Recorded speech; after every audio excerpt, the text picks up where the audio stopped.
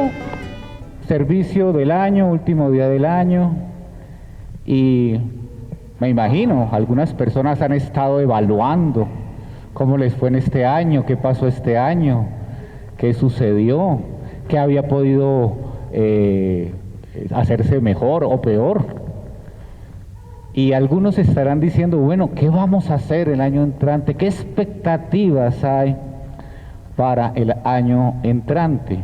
Y precisamente el título de la reflexión de esta tarde o ya casi llegando la noche es esta: expectativas.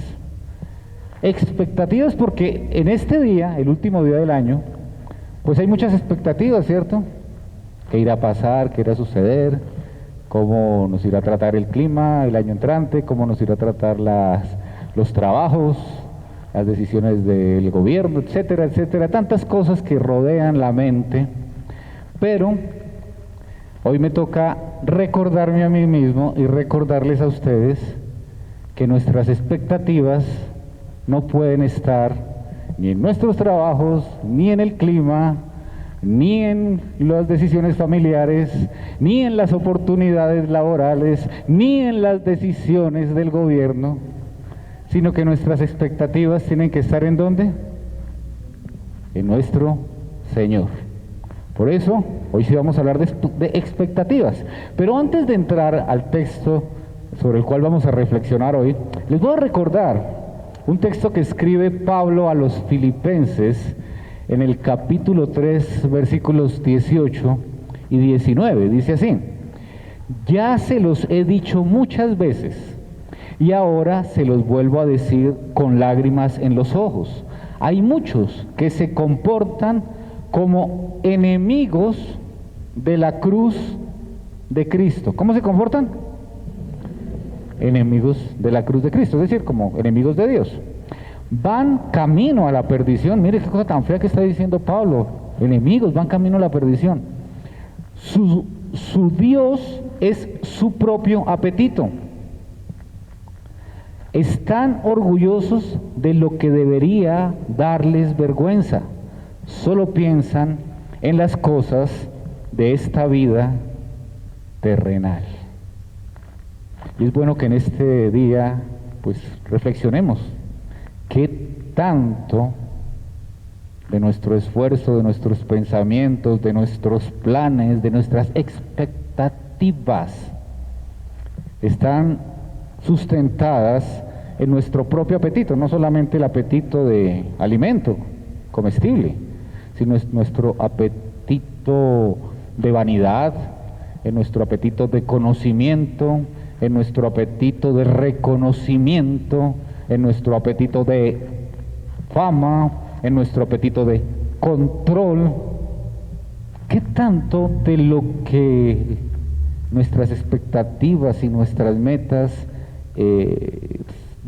rodean nuestra mente están en nuestros apetitos? Y dice, solo piensan en las cosas de esta vida terrenal. Tristemente, en muchos lugares, en reuniones similares a estas, están hablando de la vida terrenal. Y están haciendo planes y están pensando en qué tienen que hacer para que haya un poquito más en la cuenta bancaria el año entrante, o más clientes, o mejor salud, todo esto. Pero mire lo que nos dice Pablo en esta carta a los filipenses y desde luego a nosotros también, a la iglesia de Jesucristo, que los que solamente, que su Dios es su propio apetito y solo piensan en las cosas de esta tierra, ¿son qué? ¿Cómo se comportan? Enemigos de Dios, enemigos de la cruz de Cristo. Y esto es bastante delicado porque todos aquí, empezando por mí mismo, tendemos a estar pendientes de todas estas cosas, ¿no? Y es un día para reflexionar sobre nuestras expectativas. Hoy vamos a ir rápidamente a un texto que escribió Pablo, pero ¿dónde lo escribió Pablo? Pablo lo escribió, es la carta a los Efesios, y la escribió desde una prisión en Roma. una prisión bastante difícil, no una prisión como las de hoy día, que pues así sean difíciles, así tengan, no sé a donde uno quisiera estar, pues tienen ciertas comodidades, dadas las circunstancias, pero en la época de Pablo las prisiones, y esta es la prisión en la que estuvo Pablo, está en Roma, todavía existe, estos son un sitio turístico, y allí era donde estaba Pablo, y desde donde escribe estos pocos versículos que vamos a ver hoy, y le escribe a los Efesios, y por eso el título de hoy es Expectativas, porque Pablo, desde esta cárcel, y tal vez pensando en sus expectativas en lo que iba a venir después, estando prisionero, teniendo que tener un juicio y teniendo que tener unas decisiones y viéndose abocado a una persecución en la que estaba, pues también tenía sus expectativas. Pero ¿cuáles eran sus expectativas y qué nos enseña Pablo hoy sobre las expectativas para nuestra vida? Y hoy vamos a ir a la carta de Pablo a los Efesios, capítulo 1, versículos 1 al 14. Este es el texto sobre el cual vamos a reflexionar en esta tarde. Efesios capítulo 1, versículos 1 al 14. Y vamos a ir rápidamente porque no vamos a tomar todo el texto, nos vamos a detener solamente en lo que tiene que ver para este fin de año, pensando en las expectativas. Vamos a ir de una vez a los versículos 1 y 2. Efesios capítulo 1, versículos 1 y 2 dice así: Pablo, apóstol de Cristo Jesús, por la voluntad de Dios, a los fieles creyentes en Cristo Jesús que están en Éfeso, que Dios, nuestro Padre y el Señor Jesucristo, les concedan gracia y paz. Y desde luego ustedes saben, les cuento a las personas que nos están visitando, nuestra manera de reflexionar en la Biblia es a través de preguntas, de ir por los versículos. ¿Por qué? Porque ustedes no tienen por qué creerme a mí. Cada uno de ustedes conmigo nos hacemos preguntas y las resolvemos directamente en los versículos que encontramos allí en la Biblia. Entonces vamos a la primera pregunta. ¿Pablo les está escribiendo a todos los habitantes de Éfeso? ¿A quiénes? A los creyentes. Muy bien. ¿Por qué creen ustedes que solo le está escribiendo a los creyentes?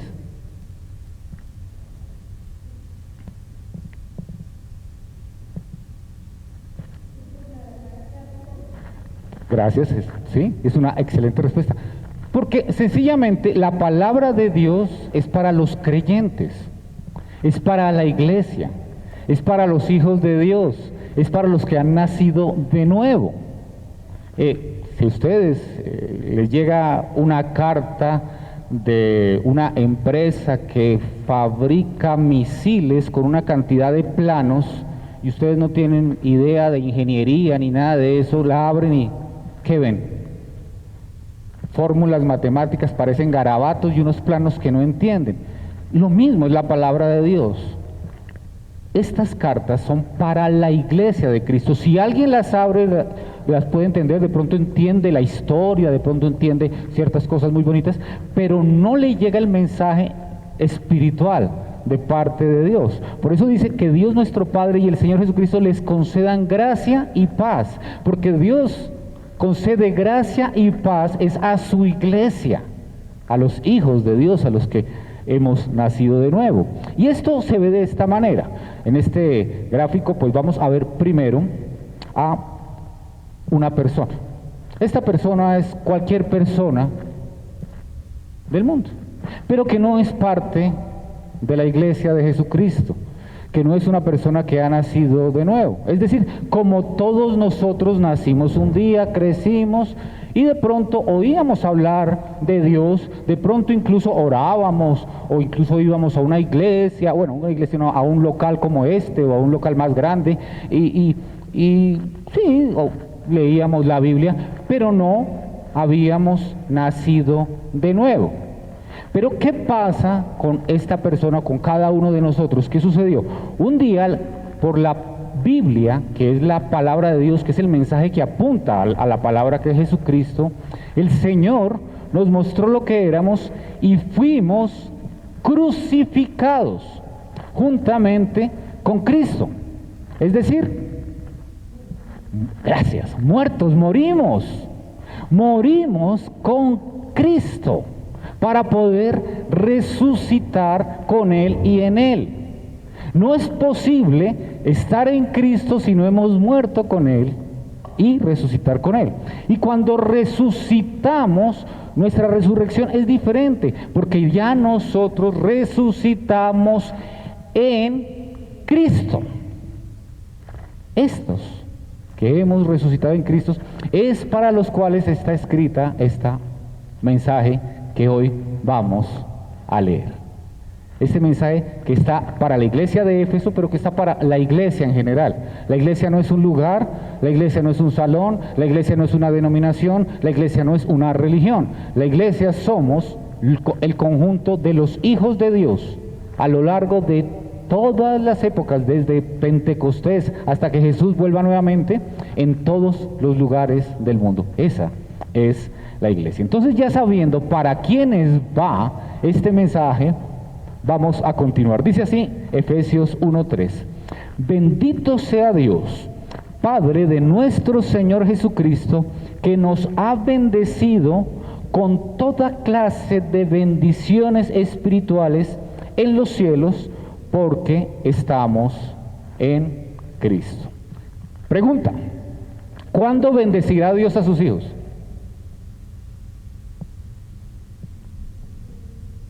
Ahí está la pregunta.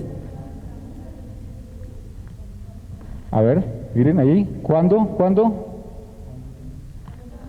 Ahí está la pregunta. ¿Cuándo bendecirá Dios a sus hijos?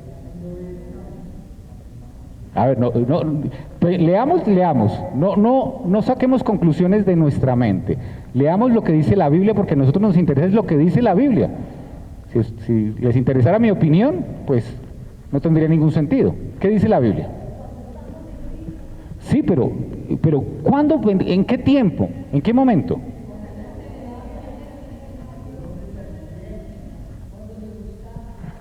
¿Qué dice el texto?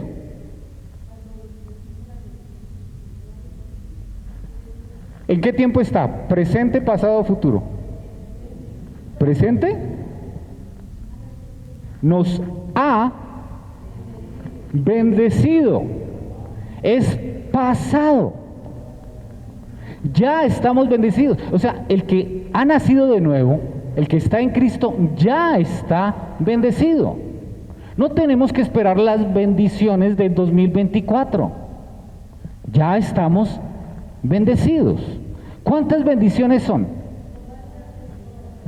Toda clase de bendiciones que ya pertenecen a la iglesia, a cada persona que ya ha nacido de nuevo, que ha sido crucificada con Cristo, que ha resucitado con Cristo, que ha nacido de nuevo. ¿Qué características tienen esas bendiciones? Espirituales. Es decir, mucho más grande, mucho más profundo, con una anchura mayor que cualquier elemento terrenal. ¿Por qué tenemos derecho a esas bendiciones? Sí, duro, Vicky. Porque estamos en Cristo. Primera conclusión: en Cristo ya estamos bendecidos con toda clase de bendiciones espirituales en los cielos. ¿Cuándo? Ya tenemos esas bendiciones. Vamos a seguir con los versículos 4 y 5.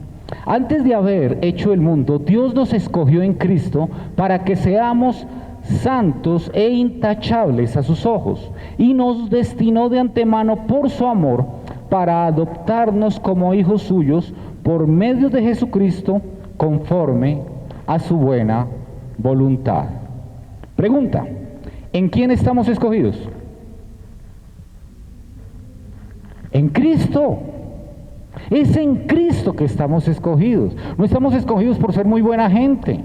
No estamos escogidos porque somos los que más vamos a los grupos en casa o a los servicios. No estamos escogidos porque somos los que más damos limosnas. No estamos escogidos sino porque es en Cristo.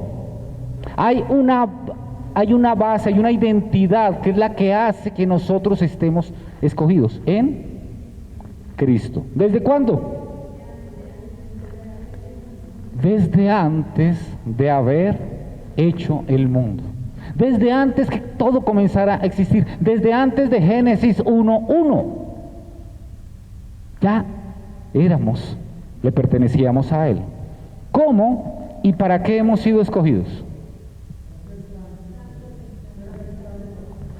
Santos e intachables. ¿Y además para qué? Adoptados. Santos, intachables. Ya, la semana pasada hablábamos de que es santo, ¿no? Apartados para Él. Intachables. Pero lo más hermoso, adoptados. Adoptados, hijos. ¿Cuántos hijos tiene Dios? Uno. Todos los demás estamos en Cristo. Y al estar en Cristo, pues ya somos constituidos hijos de Dios. Pero Él solo tiene un hijo.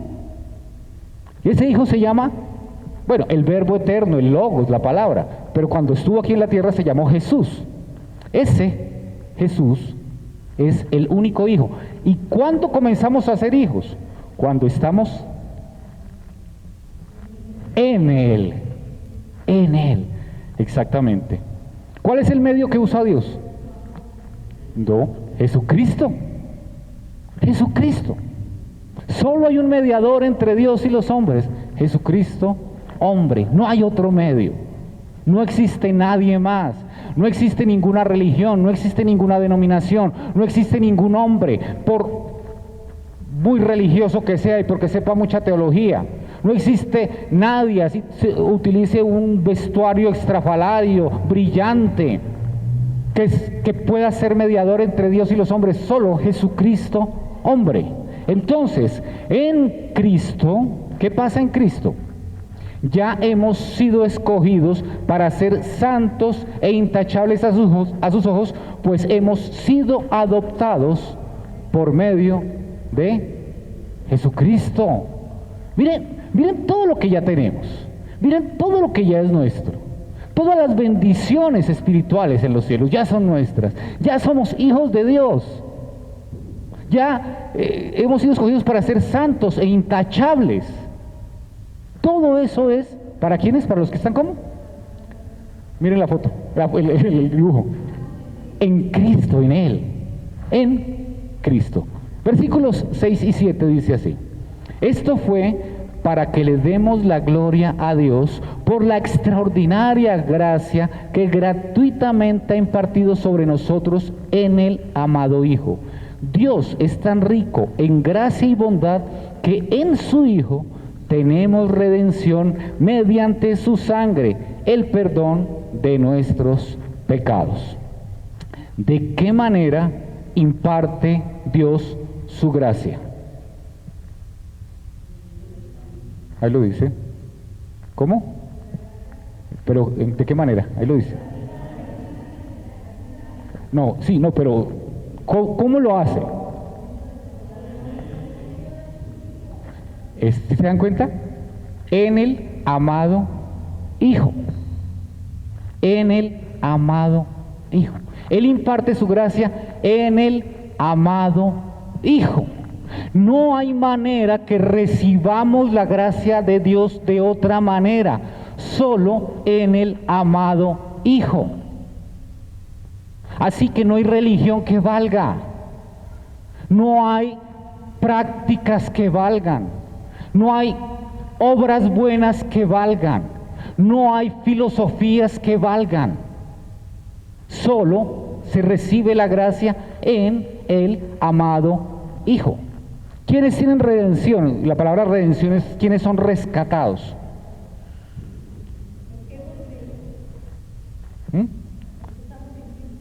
Exactamente, que en su Hijo tenemos redención. Es en su Hijo que tenemos redención.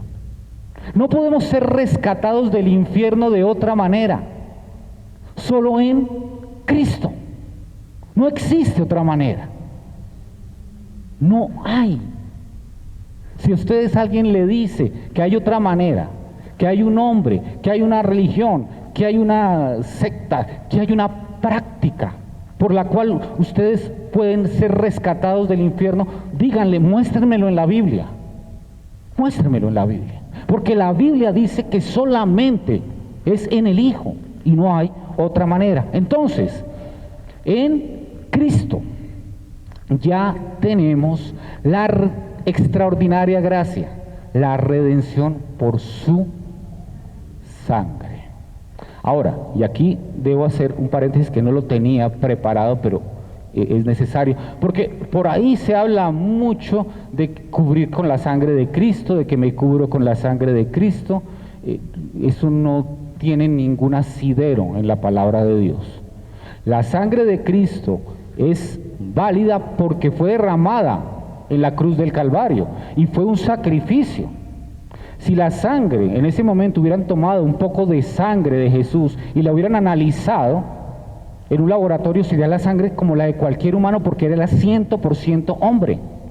Si fuera la sangre por sí misma, entonces las personas que latigaron a Jesús y que le salpicó sangre, o las personas que levantaron a Jesús en la cruz y fueron untados de sangre, hubieran sido redimidos, sin creer. No, la sangre por sí misma no tiene ninguna magia, nada de eso. Es la sangre de Cristo derramada en la cual yo deposito mi confianza. Creo que lo que Él hizo allí en la cruz del Calvario actúa, y deposito toda mi vida, todo mi ser, todo mi presente, todo mi futuro, toda mi eternidad confiadamente en que en esa verdad Jesús murió por mí. Y tú lo crees por ti. Yo no puedo creer por ustedes pueden creer por mí, no pueden confiar.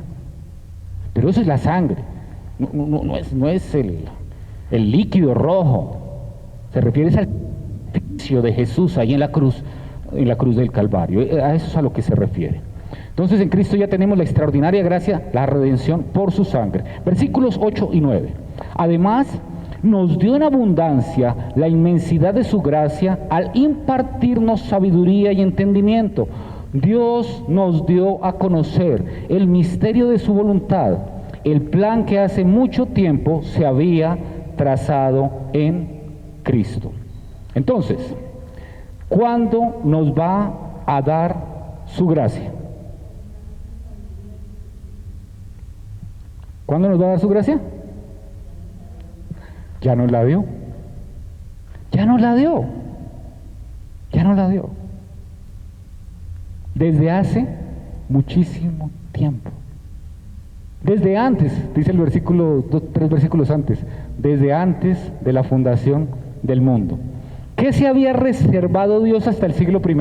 O sea, cuando ya Jesús viene, nace, muere, resucita, asciende, viene el Pentecostés, vienen todos los apóstoles y comienza Jesús a través de ellos a enseñarnos a la iglesia. ¿Qué se había reservado Dios hasta el siglo I? El misterio de su voluntad. Había algo que ya Él había planeado, pero que no se sabía perfectamente qué era. Pero entonces, para lo que nos compete en esta ya noche, sobre las expectativas, en Cristo, ¿qué pasaba en Cristo? Fue trazado el plan de la voluntad de Dios que ahora nos ha sido dado a conocer. El plan de Dios tenía todo que ver con Jesucristo. El plan de Dios en ningún momento se apartó de su Hijo. Solo se podía llevar a cabo a través de Jesucristo, solo por Él, solo en Él y solo para Él. No había otra manera de que ese plan se llevara a cabo. Versículos 10 y 11 dice así: y el plan es el siguiente: cuando llegue el tiempo preciso, Dios reunirá todas las cosas en Cristo, las que están en el cielo y en la tierra. También en Cristo hemos recibido una herencia de parte de Dios, porque Él nos eligió de antemano y hace que todas las cosas resulten de acuerdo con su plan. Y estas dos preguntas pues sí salen muy fácilmente allí. ¿Dónde reunirá Dios todas las cosas? En Cristo. En Cristo, siempre es Cristo. Si ustedes, y eso hace 8 días leímos un texto en Colosenses donde dice que todo fue creado en Cristo por medio de Él y para Él. Y todas las cosas se sostienen, es en Jesucristo. Los planetas, todos se sostienen por Jesucristo. Eso es lo que dice la Biblia. ¿Cómo recibimos la herencia de parte de Dios? Perdón. Así, ¿cómo recibimos la herencia? Ya la recibimos. Ya es nuestra. No tenemos que esperar al 2024. Ya es de nosotros. Esa herencia está allí, no hay manera que nos la puedan quitar. ¿Por qué? Porque morimos con Cristo y resucitamos en Él, y como ya estamos en el Hijo, somos hijos. No podemos ser hijos sin estar en el Hijo, recuerden. Somos hijos porque estamos en el Hijo, y como estamos en el Hijo, vamos a recibir la herencia que le pertenece al Hijo. El único heredero es Jesús, y nosotros al estar en Él recibimos esa herencia. Si estamos fuera de Él, no vamos a recibir sino condenación eterna. Entonces, en Cristo, ¿qué pasa en Cristo? Ya hemos recibido una herencia de parte de Dios. Penúltimos versículos, Efesios 1, 12 y 13. Lo hizo para que nosotros, está hablando, él es judío, recuerden que Pablo es judío, los judíos que fuimos los primeros en esperar en Cristo, seamos para alabanza de su gloria. Y ahora ustedes, el versículo 13 nos habla a nosotros, los gentiles somos los no judíos. Y ahora ustedes, los gentiles, después de escuchar el mensaje de la verdad, el evangelio de su salvación, y habiendo creído, fueron sellados en él con el Espíritu Santo de la promesa. Entonces, ¿qué nos sucedió después de escuchar el mensaje de verdad y haber creído? Fuimos sellados. Fuimos sellados en el Espíritu Santo. Pero miren lo importante que es esto. Para ser sellados con el Espíritu Santo, antes que hubo, ¿qué tenía que suceder? ¿Escuchar? ¿Escuchar qué? Sí. No lo que al pastor se le ocurrió. La palabra de Dios, el evangelio de la salvación. Lo que está aquí en la Biblia. Exactamente, sin cambiar ni una coma. Por eso aquí vamos allá. ¿Qué dice ahí? ¿Qué dice el texto? No, ¿qué se me ocurrió a mí decirles? La Biblia, solo la Biblia. Y lo oímos, ¿y después qué? Confiamos, creemos, no una creencia intelectual, sino una confianza total. Y ahí sí, después de haber oído y habernos dado cuenta lo necesitados, lo menesterosos que estamos de Dios, y haber acudido a Él, confiadamente somos sellados con el Espíritu Santo. Entonces, en Cristo, ¿qué pasa en Cristo? Hemos sido sellados después de haber creído con el Espíritu Santo de la promesa. Último versículo, versículo 14, terminamos. Dice así: el Espíritu es la garantía que tenemos de parte de Dios de que nos dará la herencia que nos prometió. Además, significa que Dios ya nos ha comprado para que seamos su pueblo. Todo esto lo hizo para que le alabemos y le demos a Él la gloria. El Espíritu Santo es ¿qué?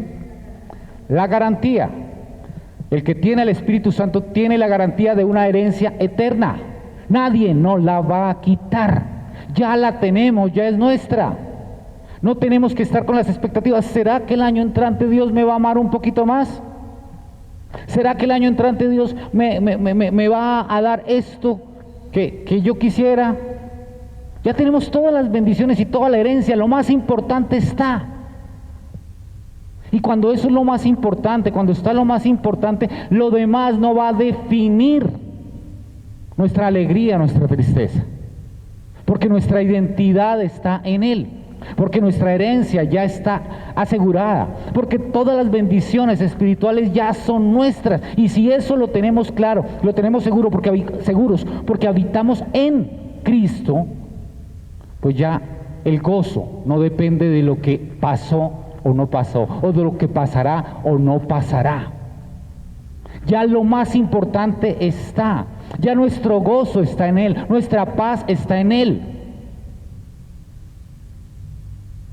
Ya tenemos la confianza que estamos en Él, y sin importar las circunstancias. Pablo está en prisión, y sin embargo, sus expectativas, ¿cuáles son? Estoy tranquilo, ya lo tengo todo, independientemente si estoy en una prisión o estoy en un palacio. Tengo la paz, la tranquilidad, que la herencia ya es mía, que las bendiciones ya son mías, y que donde estoy, que es en Cristo, estoy en el mejor lugar. No hay mejor lugar que estar en Cristo. Voy a terminar leyendo un texto en la carta de Pablo a los Colosenses, versículos 9 y 10. Claro que sí, pregunta.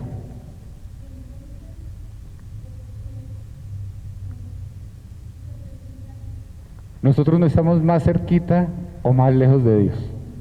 Nosotros estamos en Cristo. Si hemos nacido de nuevo, ya estamos ahí. Y Él tiene todo el control. Y cada situación, todo lo que hace el Señor es bueno, agradable y perfecto. Así no nos guste. Pero toda situación que a veces no nos gusta, tiene un propósito hermoso. Y es el propósito que tiene el fuego con el oro. ¿Cuál es? Purificarlo, sacarle las impurezas, madurarnos. Él no quiere hijos inmaduros. Él quiere hijos que vayan madurando, creciendo, que cada día estemos más asegurados en Él, que cada día podamos dar más testimonio de Él. Y las pruebas, las situaciones que a veces no nos gusta vivir, Él las está usando para hacer de nosotros, para que nosotros crezcamos en santidad, para que cada día nos parezcamos más a Él. Eso es lo que Él está haciendo. Nada de lo que Él permite o a veces manda, porque la Biblia dice que Él nos manda aflicción. Él manda aflicción. ¿Para qué? Porque la necesitamos. Porque necesitamos descansar en Él, porque necesitamos encontrar la paz en Él. Es la única manera, no hay otra manera. Las situaciones que no nos gustan nos hacen confiar en Él, fortalecidos. Los que depender más de Él. Cualquier persona que ha vivido una dificultad en Cristo sabe que ha salido fortalecido, en paz, en gozo. Ahora, si ha vivido, como muchos lo vivimos, las dificultades antes de conocer, antes de que el Señor utilizara la palabra y su Espíritu Santo para que naciéramos nuevamente, para que resucitáramos con Él, obviamente esas dificultades que nos traían desasosiego, tristeza, angustia, dolor. No estoy diciendo que cuando estamos en Cristo no sentimos también dolor, también tristeza. Claro que la sentimos porque seguimos siendo humanos, pero al final del proceso tenemos una paz, tenemos un gozo y tenemos una seguridad que no la tiene el que no ha nacido de nuevo, el que no está en Cristo. Ese no la va a tener. El que está en Cristo sí la tiene. Él nos fortalece. Y nosotros, dice Pablo, somos fuertes en la debilidad.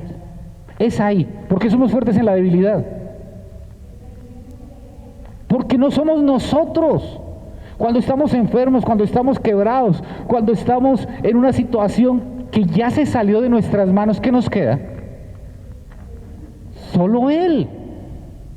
Solo Él. Entonces, en esa debilidad, en medio de esa imposibilidad de que nuestras fuerzas hagan algo, ¿qué nos toca decirle? Haz tú, porque yo ya aquí no puedo hacer nada. Y ahí es donde somos fuertes, en la debilidad. Es ahí. No por nosotros. Nosotros al fin y al cabo, ¿qué? Pensemos las personas que Jesús sanó. ¿No se enfermaron después? ¿No murieron después? Los que resucitó a Jesús, el hijo de la viuda de Naín, Lázaro, ¿no murieron después?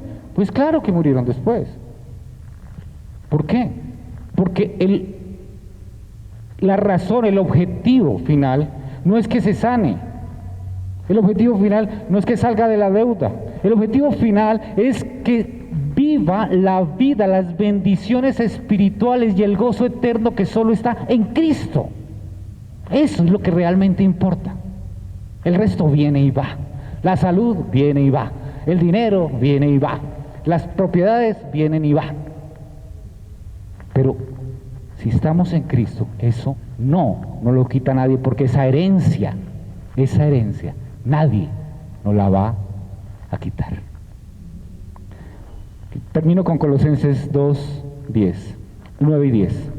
En Cristo habita toda la plenitud de Dios en un cuerpo humano. Imagínense lo que hablábamos hace 8 días. Dios todopoderoso metido en un cuerpo, en un bebecito, y después creció, pero ahí estaba toda la plenitud de Dios. De modo que ustedes, acuérdense que le está hablando a nosotros los creyentes, han sido hechos completos al estar en Él, quien es la cabeza sobre todo poder y autoridad. ¿Qué habita en Cristo? Toda la plenitud de Dios. ¡Ay! Me salté. ¿Cómo estábamos los que hemos nacido en Él? ¿Cómo estamos los que hemos nacido en Él? Completos. Completos. Estamos completos. Entonces, ¿cuáles son las expectativas para una persona que está completa?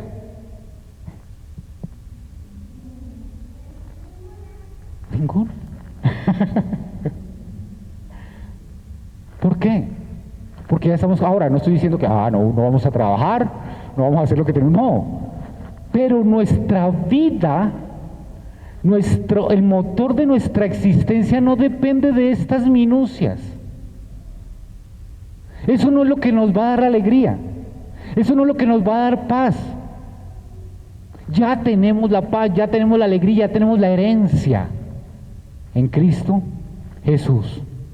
Por eso, ahora sí, en Cristo estamos completos. Nada nos falta. Que este año lo terminemos recordándolo. Ya lo sabemos, pero recordémoslo. En Cristo nada nos falta. No hay nada que pueda venir el año 2024 que pueda darnos más de lo que ya tenemos. Sí, habrá que trabajar, habrá que seguir pagando impuestos, habrá que seguir pagando servicios. Eso es parte de la vida mientras estemos en este lado de la eternidad. Habrá enfermedad. Es parte de estar en un mundo caído y en un cuerpo caído. Pero lo importante, lo realmente importante ya es nuestro, de los que estamos en Cristo Jesús. Y eso nadie nos lo puede quitar. Amén. ¿Oramos? Dianita, pregunta.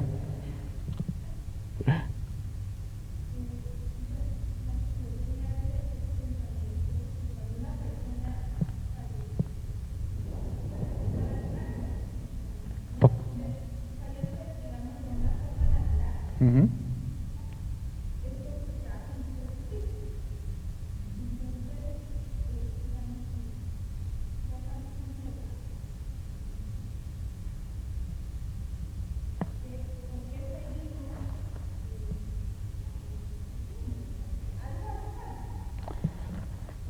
Nosotros estamos completos en Él, pero seguimos viviendo en un mundo caído y en un cuerpo caído.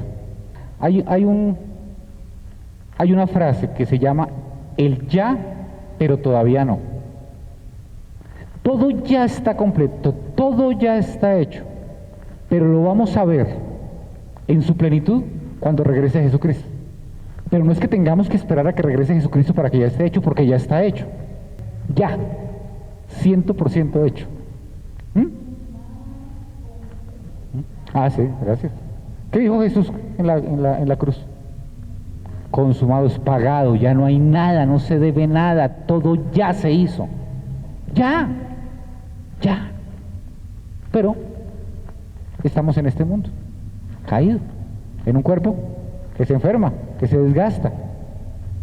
Pero eso no nos quita la herencia, eso no nos quita nada, ya está hecho. Vamos a orar, a darle gracias al Señor por su amor, porque hizo todo para que estemos en Él. Y si estamos en Él, no nos hace falta absolutamente nada.